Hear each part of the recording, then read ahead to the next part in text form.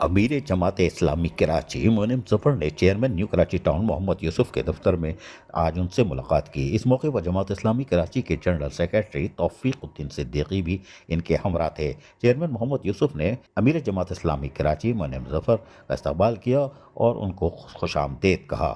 اس موقع پر vice chairman new Karachi town Shoaib bin Zaheer, امیر جماعت اسلامی شمالی طارق مجتبیٰ، نائب امیر ضلع شمالی Ahmed Khan, general secretary doctor Shakeel Ahmed, vice chairman UC5 Imran Shafiq بھی موجود تھے۔ ملاقات میں باہمی دلچسپی کے امور پر اور بلدیاتی مسائل اور عوامی فلاح و بہبود کے منصوبے پر تبادلہ خیال کیا گیا۔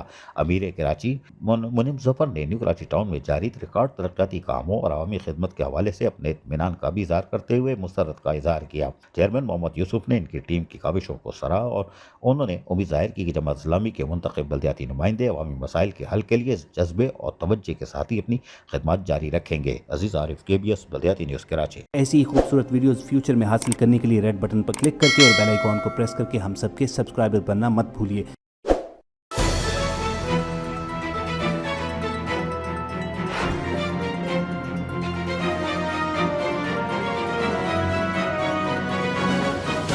KBS بلدیاتی نیوز